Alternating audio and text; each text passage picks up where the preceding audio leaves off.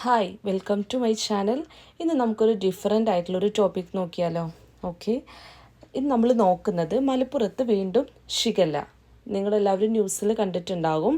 അപ്പോൾ നമ്മൾ ഈ വീഡിയോയിൽ നോക്കുന്നത് എന്താണ് ഷിഗല്ല, എന്താണ് ഷിഗല്ലോസിസ് രോഗം, അതുപോലെ ഈ രോഗം എങ്ങനെയാണ് നമ്മൾക്ക് പകരുന്നത്, എന്തൊക്കെയാണ് പ്രധാനമായിട്ടുള്ള രോഗലക്ഷണങ്ങൾ, എന്തൊക്കെ പ്രതിരോധ മാർഗങ്ങൾ നമുക്ക് ചെയ്യാൻ കഴിയും, അതുപോലെ ഈ രോഗം മരണകാരണമാവുന്നുണ്ടോ, ഉണ്ടെങ്കിൽ തന്നെ എങ്ങനെ, ഇനി രോഗനിർണയം എങ്ങനെ നടത്താം, എങ്ങനെ നമ്മൾക്ക് ഇത് ചികിത്സിക്കാൻ കഴിയും. ഇത്രയും കാര്യങ്ങളാണ് ഞാൻ വീഡിയോയിൽ പറയാൻ പോകുന്നത്.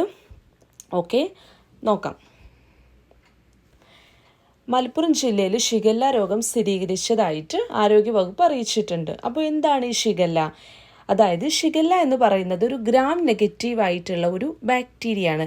ഷിഗല്ല ഒരു വൈറസ് ഒന്നുമല്ല, അതൊരു ബാക്ടീരിയ ആണ്. ഈ ബാക്ടീരിയ നമുക്ക് വരുത്തുന്ന രോഗത്തെയാണ് നമ്മൾ ഷിഗല്ലോസിസ് എന്ന് പറയുന്നത്, അതായത് ഷിഗല്ല ബാധ എന്ന് പറയും.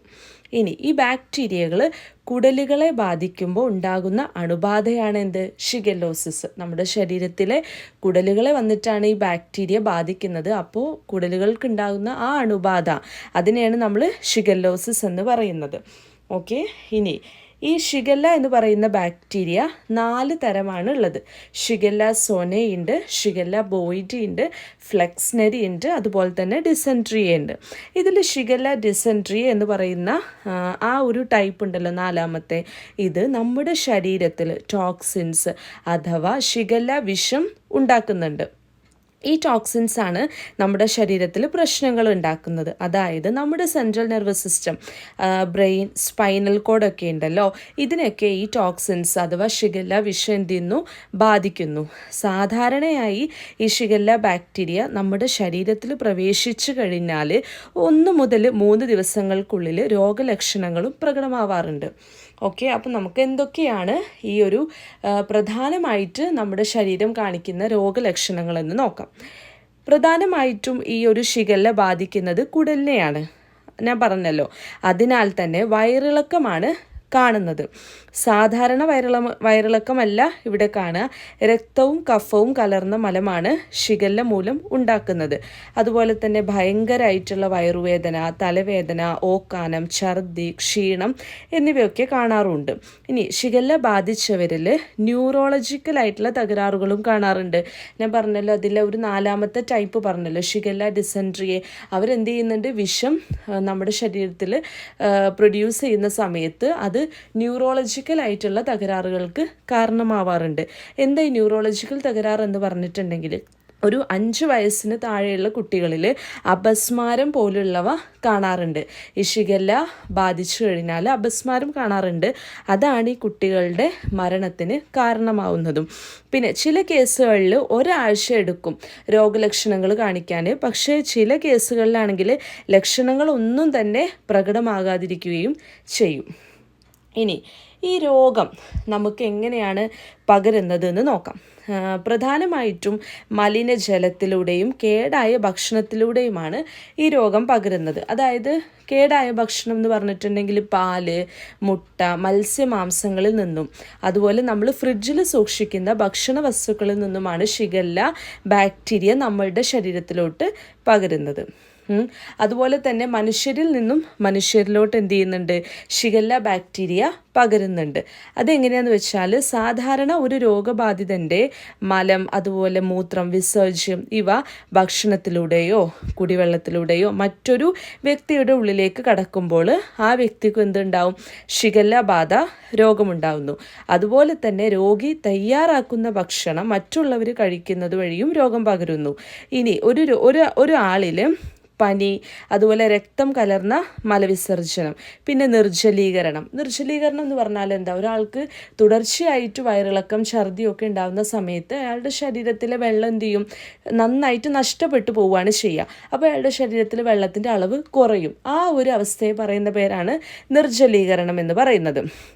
അപ്പോൾ ഒരാളിൽ പനിയാണെങ്കിലും ഇനി രക്തം കലർന്ന മലവിസർജനം, അതുപോലെ നിർജ്ജലീകരണം, പിന്നെ ക്ഷീണം എന്നിവയൊക്കെ കണ്ടാൽ നമ്മൾ ഉടൻ എന്ത് ചെയ്യണം? വൈദ്യസഹായം തേടണം. ഓക്കെ, ഇനി എന്തൊക്കെ പ്രതിരോധ മാർഗങ്ങളാണ് നമ്മൾക്ക് ഈ അസുഖത്തിന് എതിരെ തടയാൻ വേണ്ടി ചെയ്യാൻ പറ്റുന്നത്?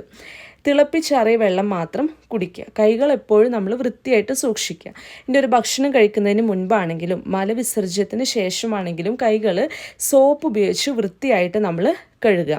ഇനി നഖങ്ങളൊക്കെ വൃത്തിയായിട്ട് വെട്ടി ഒതുക്കുക.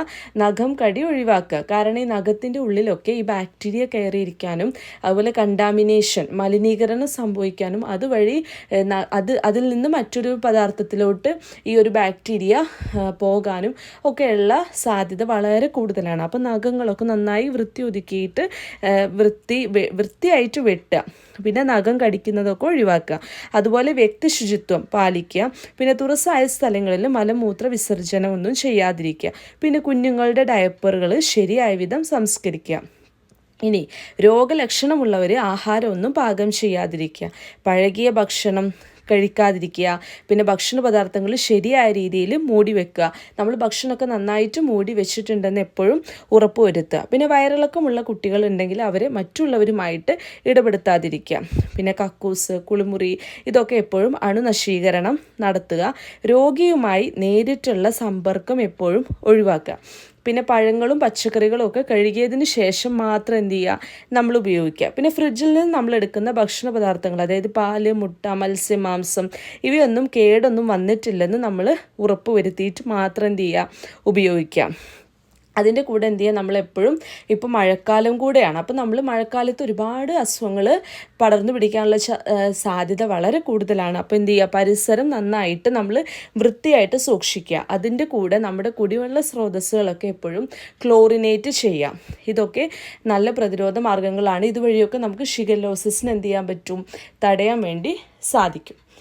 ഇനി ഷിഗല്ല അപകടകാരി, മരണം പോലും സംഭവിക്കാം.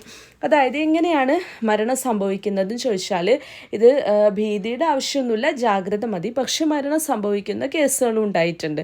തിരിച്ചറിയാൻ വൈകുന്നതാണ് ഷിഗല്ല ഗുരുതരമാവാൻ ഇടയാവുന്നത്. അതിനാൽ തന്നെ ആശുപത്രിയിൽ എത്തുമ്പോഴേക്കും രോഗം ഗുരുതരമായിട്ടുണ്ടാകും. നിർജ്ജലീകരണം സംഭവിക്കുമ്പോൾ ഞാൻ പറഞ്ഞു, ശരീരത്തിലെ ജലമൊക്കെ നഷ്ടപ്പെട്ടു പോയിട്ടുള്ള ഒരവസ്ഥയിലെത്തുമ്പോൾ ശരീരത്തിന് ആവശ്യമായിട്ടുള്ള ജലാംശം, ലവണങ്ങളൊന്നും വേണ്ടത്ര ലഭിക്കാതെയാവുന്നു. ഇതോടെ രോഗിക്ക് തളർച്ച ബാധിക്കുന്നു. ഇതോടൊപ്പം രക്തസമ്മർദ്ദം താഴ്ന്നു പോവുകയും ഇത് മരണത്തിലേക്ക് നയിക്കുകയും ചെയ്യുന്നു. ഇത്തരത്തിലാണ് ഒരു രോഗിക്ക് മരണം സംഭവിക്കാൻ ഇടയാവുന്നത്.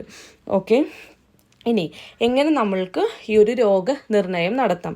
മലപരിശോധനയിലൂടെയാണ് അത് ചെയ്യുന്നത്. മലത്തിൽ ഷിഗല്ലയുടെ പ്രസൻസ് ഉണ്ടായിരിക്കും. ഷിഗല്ലോസിസ് ബാധിച്ച ഒരു പേഷ്യൻറ്റിൽ മലത്തിൽ ഷിഗല്ലയുടെ പ്രസൻസ് ഉണ്ടായിരിക്കും. അങ്ങനെ മലപരിശോധനയിലൂടെയാണ് ഒരു വ്യക്തിക്ക് ഷിഗല്ലോസിസ് രോഗനിർണയം നടത്തുന്നത്. ഇനി ചികിത്സ ഉണ്ടോ എന്ന് ചോദിച്ചാൽ ചികിത്സയുണ്ട്. അതായത് നിർജ്ജലീകരണം തടയുക എന്നുള്ളതാണ് ഇതിൻ്റെ ചികിത്സ. അഥവാ നമ്മൾ എന്ത് ചെയ്യുക, ഇത്തരത്തിൽ രോഗലക്ഷണമുള്ളവർക്ക് നന്നായിട്ട് ORS, ഉപ്പിട്ട ലായനി, കഞ്ഞിവെള്ളം, കരിക്കിൻ വെള്ളം എന്നിവ നന്നായിട്ട് കഴിക്കാൻ കൊടുക്കുക. അതുപോലെ നമ്മൾ ആശുപത്രിയിൽ എത്തിക്കുകയാണെങ്കിൽ അവർക്ക് ഡ്രിപ്പ് നൽകും. അതും നല്ലൊരു ചികിത്സയാണ്. പിന്നെ ആൻറ്റിബയോട്ടിക്സ് എടുക്കണമെന്ന് ചോദിച്ചാൽ വയറിളക്കത്തിന് നമ്മൾ സാധാരണയായിട്ട് ആൻറ്റിബയോട്ടിക്സ് കൊടുക്കാറില്ല. പക്ഷേ ഇത് ഒരു സാധാരണ വയറിളക്കമല്ല. അതുകൊണ്ട് തന്നെ ഡോക്ടേഴ്സിൻ്റെ അടുത്ത് നമ്മൾ സമീപിക്കുന്ന സമയത്ത് നമ്മൾ രോഗത്തിൻ്റെ സിവിയറിറ്റി എത്രത്തോളം ഉണ്ടെന്നുള്ളതിനനുസരിച്ചിട്ട് അവരെന്ത് ചെയ്യും, നമുക്ക് ആൻറ്റിബയോട്ടിക്സ് പ്രിഫർ ചെയ്യും. ഫ്ലൂറോക്കിനലോണൊക്കെ അത് ഓരോ അസുഖത്തിനനുസരിച്ചിട്ട് ഓരോ രോഗിക്കും അനുസരിച്ച് ഡോക്ടർമാരാണ് എന്ത് ചെയ്യുന്നത്, നമുക്ക് പ്രിഫർ ചെയ്ത് തരുന്നത്. ഇനി ഇതെന്ന് പറഞ്ഞിട്ടുണ്ടെങ്കിൽ ഇത്രയാണ് നമുക്ക് ഈ ഒരു രോഗത്തെക്കുറിച്ച് പറയാനുള്ളത്. എന്താണ് ഷിഗല്ല എന്ന് പറഞ്ഞു, ഷിഗല്ലോസിസും അതുപോലെ തന്നെ എങ്ങനെ ഈ രോഗം പകരുന്നു, പ്രധാനമായിട്ട് നമ്മുടെ ശരീരം കാണിക്കുന്ന രോഗലക്ഷണങ്ങൾ പറഞ്ഞു, അതിൻ്റെ പ്രതിരോധ മാർഗങ്ങളും പിന്നെ രോഗനിർണയവും ചികിത്സയും പറഞ്ഞു. ഇത്രയാണ് ഈ വീഡിയോയിലുള്ളത്. ദെൻ ഇത്തരത്തിലുള്ള ഇൻഫോർമേറ്റീവ് വീഡിയോസിനായിട്ടും കറൻറ്റ് അഫയേഴ്സിനായിട്ടും നിങ്ങൾ എന്ത് ചെയ്യുക, എൻ്റെ ചാനലൊന്ന് സബ്സ്ക്രൈബ് ചെയ്യുക. താങ്ക്